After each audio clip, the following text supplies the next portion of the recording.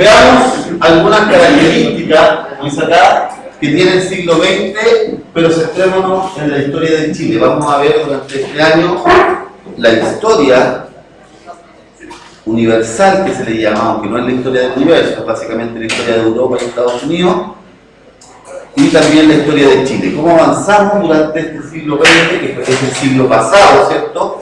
Es el siglo que comenzó prácticamente con una muy mala noticia para la humanidad, porque comienza, no, pero durante la gripe española, y fue mucho más traumante que la gripe española para el mundo entero, incluso para Chile. 1914 es la primera guerra mundial. Y ustedes saben perfectamente que para que exista algo que sea lo primero es porque hay más de uno. Por eso el primero se llama Primera Guerra Mundial porque después hubo una Segunda Guerra Mundial, que la vamos a ver este año. Pero la gente que vivió esta época, de 1914 a 1918, que se extiende la Primera Guerra Mundial, no la conoció como Primera Guerra Mundial. ¿Cómo le decía? ¿Se acuerdan? La Gran Guerra. Por primera vez, ¿por qué la Gran Guerra? ¿Por qué es tan fundamental?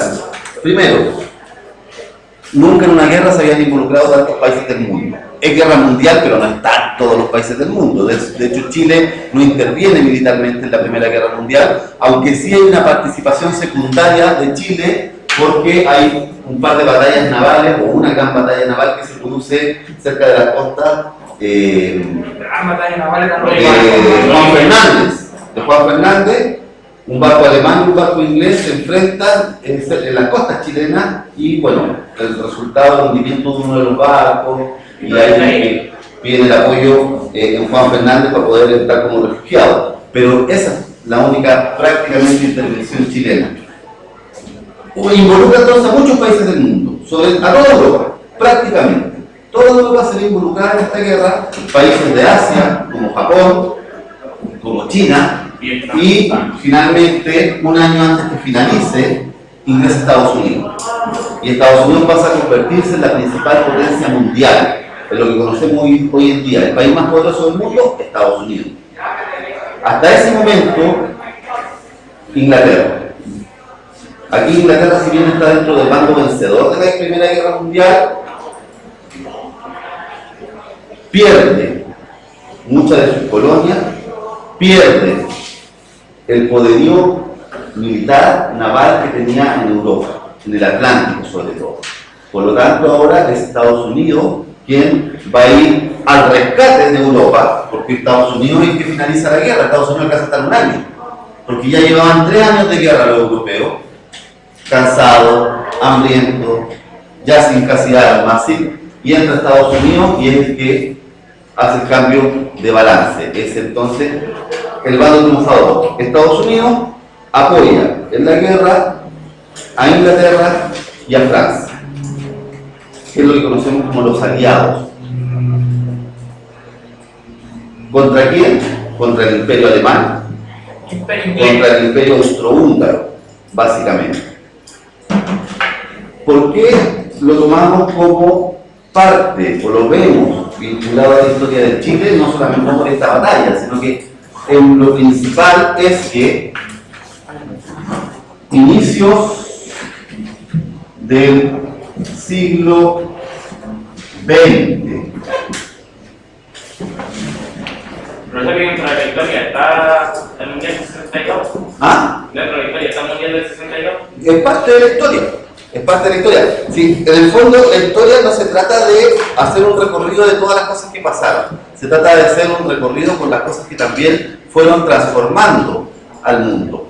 ¿En Chile hubo una transformación por el Mundial de Fútbol? Sí, sobre todo a nivel social. Llega la televisión a Chile, gracias al Mundial de Televisión. O se empieza a masificar la televisión. Ya existían algunos canales de televisión, pero en el Mundial del 62 se empieza a expandir, claro, el tema de la televisión.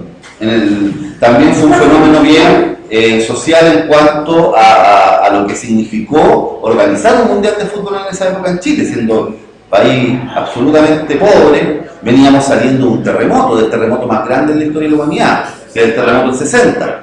El terremoto más grande desde que hay registros de terremotos. Se puede registrar 9.5. 9.5. No ha habido nunca un terremoto tan grande desde que se registra, por lo menos. Es el que tiene el récord. De hecho, tembló 2 días. Fueron uno el 21 de mayo, otro el 22 de mayo. Primero en Concepción y luego viene el gran terremoto de Valdivia, que prácticamente mató a gente hasta el Japón. Porque el tsunami fue tan grande acá que la onda expansiva se devuelve y pasó por arriba de Hawái, mató gente en Hawái, mató gente en Japón, etc. Así de grande fue.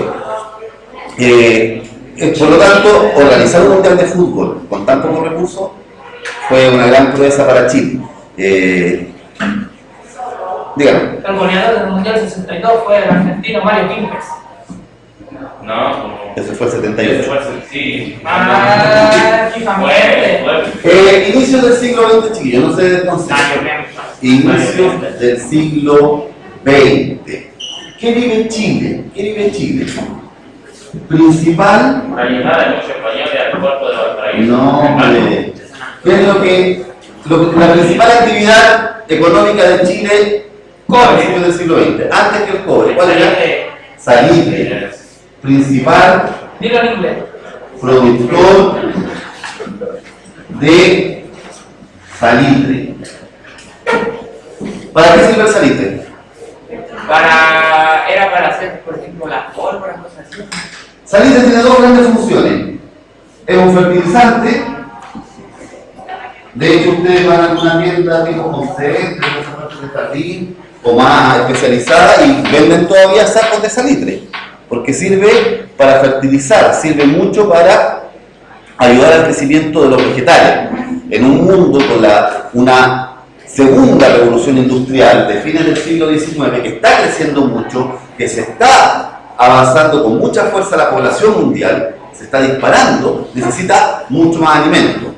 Por lo tanto, necesita más espacio para cultivar, pero que también los productos sean de mayor calidad o más grandes, digamos, con ayuda de los fertilizantes. Y ahí entra el salitre. Pero también, y aquí lo vinculamos a la Gran Guerra, el salitre es materia prima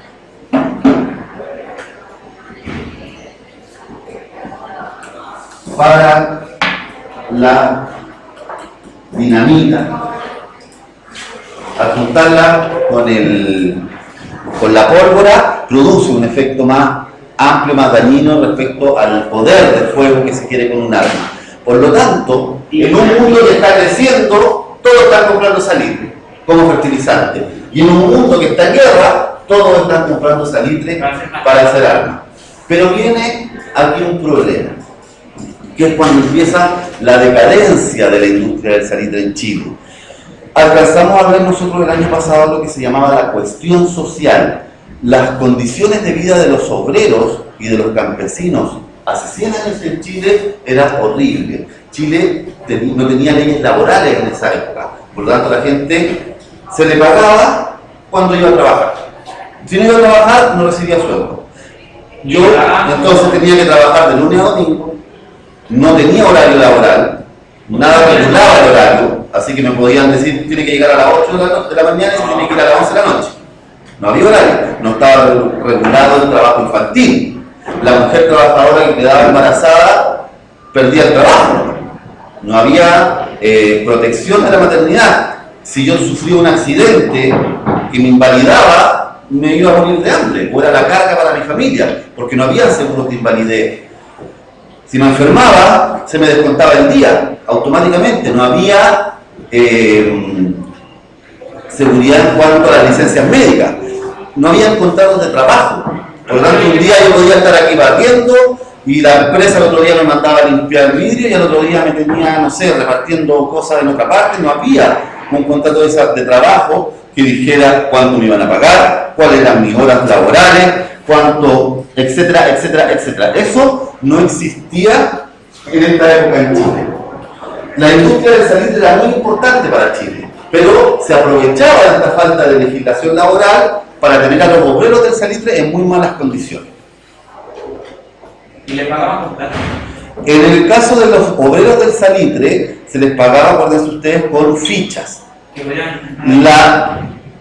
Lo que hacían los empresarios del salitre era comprar una gran porción de terreno, explotaban el salitre donde estaban las calicheras, así se llaman. Uno no encuentra salitre botado en la tierra, sino que son rocas blancas que se llaman caliche.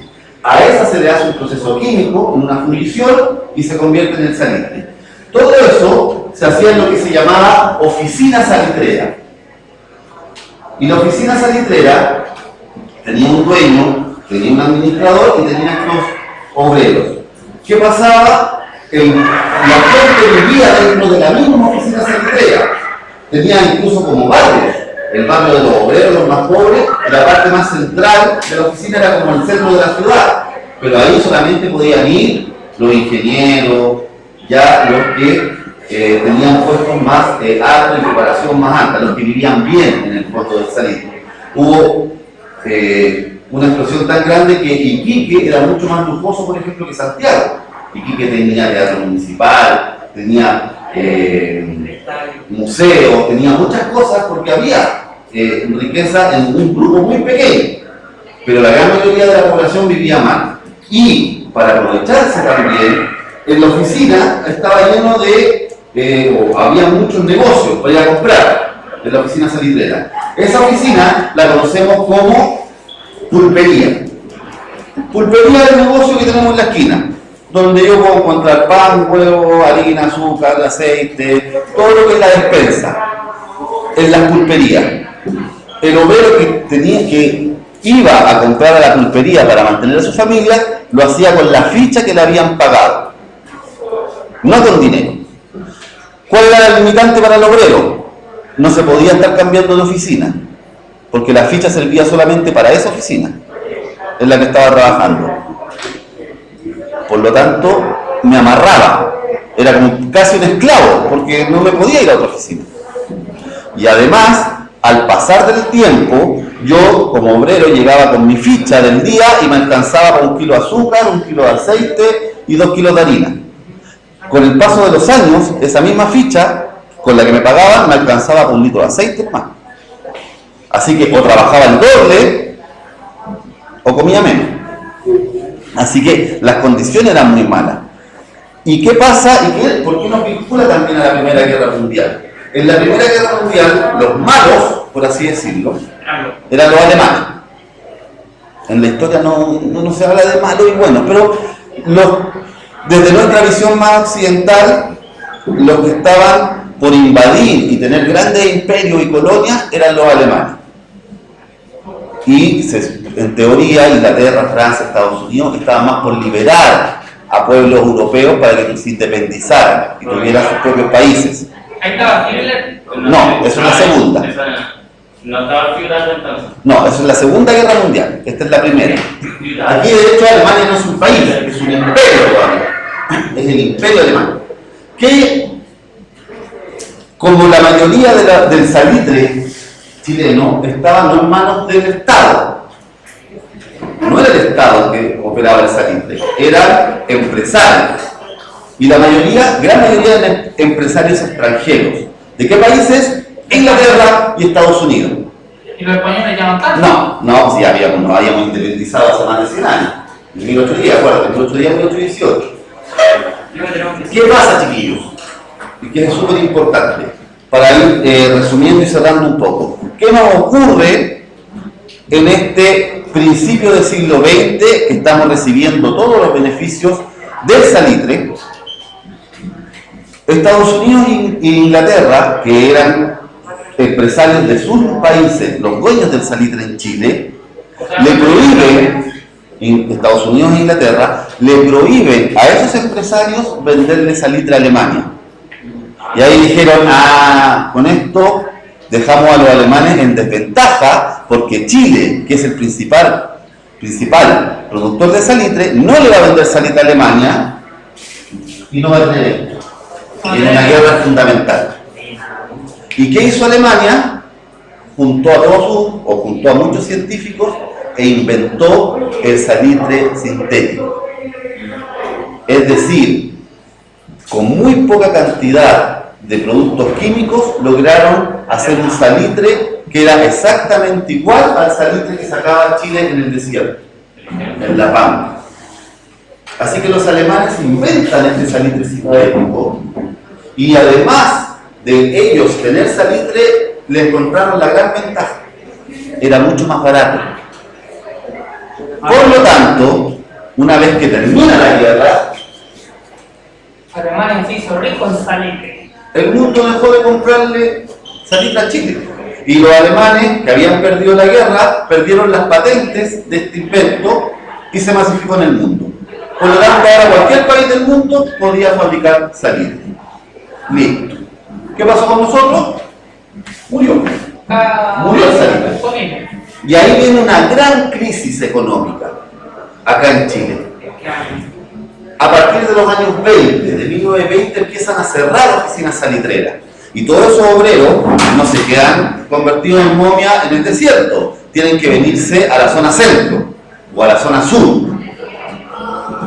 Por lo tanto, tenemos una inmigración en las ciudades del centro-sur, sobre todo Valparaíso, Santiago, Concepción, de desempleados. Y después, además, que eso sí lo vamos a ver bien este año, viene una gran crisis económica mundial, la peor, que también tenemos registro, que es el año 1929, que comienza en Estados Unidos y que llega a Chile en 1931.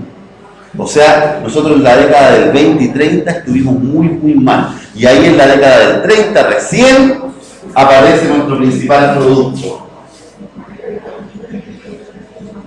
A partir de la década de 1930, ¿cuál es nuestro principal producto ahora? Cobre. Y ahí sí aparece el cobre. Y ahí aparece entonces la explotación en esa década o un poco después de Chuquicamata, del Teniente. ¿Qué pasó? Que es lo que vamos a ir viendo también durante el año. Los mismos, o no los mismos, pero también empresarios extranjeros se empezaron a quedar con el cobre, con las minas de cobre, con los yacimientos minerales. Por lo tanto, Chile solamente vive de los impuestos que deja el cobre. Y eso se mantuvo hasta 1970, cuando se nacionaliza el cobre. Y el Estado chileno crea Codelco y se queda con todo el cobre. Pero duró poquitos años eso, y después, si bien Codelco se mantuvo con todo el cobre hasta ese momento descubierto, todo el cobre que empezó a descubrirse después se le entregó a extranjeros nuevamente. Así que ahora Chile es dueño del cobre, pero un poquito menos de la mitad del cobre chileno. La otra mitad, o un poquito más de la mayoría, lo explotan empresarios o empresas gigantescas, mineras, de Estados Unidos, de China, de Canadá, de Inglaterra. ¿Y ellos qué hacen? Pagan impuestos. ¿Es nuestro principal producto? ¿Es nuestra mayor riqueza? Sí, en estos momentos. ¿Hasta cuándo? Si alguien algún día inventa el cobre sintético, o si ya se nos empiezan a acabar. De hecho, el cobre chileno tiene la ventaja de que tiene mucha pureza. Es decir, yo cuando lo separo de la roca, me sale un cobre prácticamente puro. Pero mientras más yo voy sacando de la tierra, mientras más profundo, menos pureza tiene el cobre. Así que además, nuestro cobre va perdiendo un poquito de pureza cada vez. Así que ya no es al 97%, ya es al 93%, al 92%. Y eso hace que se encarezca, entonces más aún uno tenga que gastar más para sacar la misma cantidad de cobre, que era lo que ocurría antes. Esta evolución del siglo XX chileno, aparte del cambio entre la explotación mineral desde el salitre al cobre, tiene muchas otras implicancias bien importantes, chiquillos. Sobre todo en el tema político-social.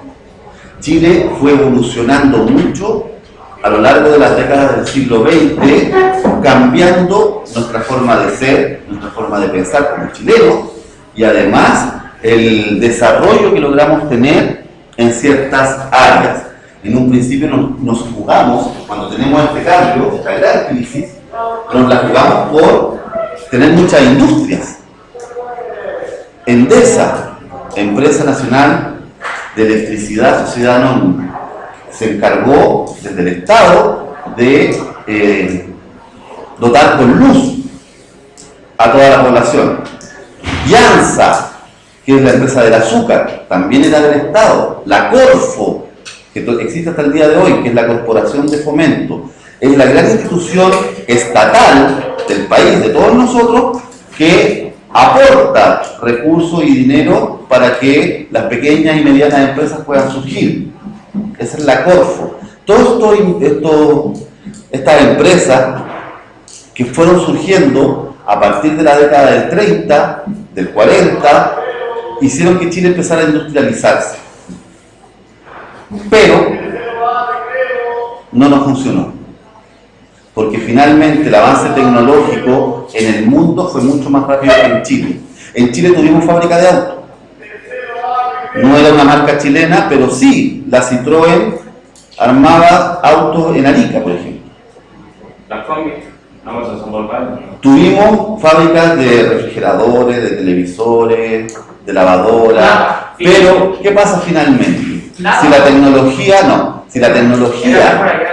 es más rápida en el extranjero, los productos terminan siendo más baratos en el extranjero. Por lo tanto, llegó un momento en que Chile, obviamente, le convenía mucho más importar los productos de afuera que seguir fabricándolos acá. O sea, si yo me compraba una lavadora chilena, me salía más cara que comprarme una lavadora de Estados Unidos. Y era la misma. Y de mayor calidad porque venía con mayor tecnología. Así que eso nos fue desinflando un poquito y nos fue fallando este proceso de industrialización. Y tuvimos que volver un poco a depender de la materia prima. Ahora no solo el cobre, hemos diversificado. Está la madera, está el tema del mar, con la gran producción de harina de pescado que también tiene Chile, la uva, los vinos, la fruta y verdura, que es la palta. Chiquillos, hace 2 meses atrás era más caro comer palta en Chile que en otros países. La palta chilena estaba más cara en Chile. De hecho, hubo un momento en que los exportadores bajaron un poco la exportación de palta porque les convenía que los chilenos compraran palta que los extranjeros. Eso lo vamos a ir revisando para ver cómo fuimos llegando hasta esto, pasando por momentos bien álgidos de nuestra historia del siglo XX, para que en tercero medio ya terminemos con la última etapa de la historia de Chile, que es la etapa de los años 70 más o menos hasta ahora, es decir, cuando aparece todo eso que ustedes han escuchado pasar muchas veces, de Allende, de Pinochet, del golpe de Estado, de la dictadura. Todo eso lo vamos a ver el próximo año, en tercero medio. Nosotros más o menos este año vamos a ver desde acá, fines del 19, principios del 20, hasta los años 60. Más o menos. En Chile y en el mundo también. Ya vimos nosotros la Primera Guerra Mundial, así que vamos a retomar un poquito después para ver la gran crisis económica y la aparición de lo que conocemos como los fascismos en el mundo, que es el fascismo en Italia, el nazismo en Alemania y que viene la Segunda Guerra Mundial. ¿Y por qué la Segunda Guerra Mundial? Porque nuevamente entran en guerra los países. Se repiten muchas cosas de la primera. Nuevamente son los países europeos los que entran en guerra. Es nuevamente Alemania la que quiere expandir su territorio y dominar gran parte de Europa. Ahora también hay un actor fundamental que entra en esa misma época de los años 40, cuando es la Segunda Guerra Mundial, que es la Unión Soviética. Lo que era antes el Imperio Ruso es la Unión Soviética, que se gobierna mediante una ideología relativamente nueva, que se contrapone al capitalismo que hemos conocido en el mundo desde hace muchos años, y nace el comunismo. Y ahí viene un choque. El mundo después de la Segunda Guerra Mundial queda dividido en dos. ¿Cómo se llama? Que es lo que se llama Guerra Fría, que es Estados Unidos defendiendo el capitalismo y la Unión Soviética defendiendo el comunismo. Y el resto del mundo tenía que decidir con quién se va. No puede ser amigo de los dos. Profesor, El Che Guevara era comunista Sí, y murió. Mussolini es italiano. Los comunistas Mussolini mueren. italiano. Así que eso más o menos es lo que vamos a ir revisando este año, chiquillos, con el tema de la Segunda Guerra Mundial como gran soporte del siglo XX y también la Guerra Fría. ¿Qué significó para Chile? Más encima Chile viviendo en el mismo continente que está Estados Unidos. La presión de Estados Unidos para que toda América Latina siguiera el capitalismo y se alejara de la Unión Soviética fue muy fuerte. Y ahí vino algo que se llamó la Revolución Cubana, que es el comunismo que llega a América. Y de Cuba empieza a expandirse con el Che Guevara, por ejemplo, con guerrillas por toda América. Chile también tuvo su grupo armado violento inspirado en el comunismo soviético, en el comunismo cubano. Los chulis. Y asciende al poder de manera democrática con el gobierno Allende, que gana democráticamente unas elecciones. Y ahí Chile entonces queda más cerca de la Unión Soviética que de Estados Unidos, en teoría. Así que Estados Unidos hizo todo lo posible, Estados Unidos hizo todo lo posible por derribar ese gobierno comunista o socialista en Chile, y ahí viene entonces, y no solamente en Chile, en toda América Latina. Nosotros hablamos que tuvimos una larga dictadura, ¿cierto? Con los militares, con Pinochet, pero eso ocurrió en toda América. En Latinoamérica, a excepción de México, Venezuela y Costa Rica, todos los países, todos los restantes tuvieron dictaduras militares. Chile, Perú, Bolivia, Argentina, Uruguay, Colombia, Ecuador, Brasil. Todos tuvieron dictaduras militares en esta época de los 60, 70 y 80. Y eso sí, vamos a entrar más en esa materia en tercero medio, pero sí este año vamos a revisar entonces por qué se produjeron estas dictaduras militares. Este choque entre el capitalismo y el comunismo, Estados Unidos y la Unión Soviética. Eso es lo que nos provocó entonces, chiquillos, o lo que nos dejó este siglo XX, con un Chile que al final del siglo XX cambió totalmente otra vez. Ustedes ahora ven Santiago cuando van hacia el centro, o por la línea 4, hacia Providencia, Tobalaba, qué sé yo, la cantidad de edificios que se ve, o sea, eso hace 40, 50 años atrás acá en Santiago era impensado. Era impensado. Eran muy atrasados, pero vino una ola de crecimiento muy grande. Como surgiendo. Así que eso es lo que vamos a ir revisando desde el lunes. Yo desde la reina se ve todo. Sí, por más hacia la altura de Santiago. Desde el lunes comenzamos entonces a revisar.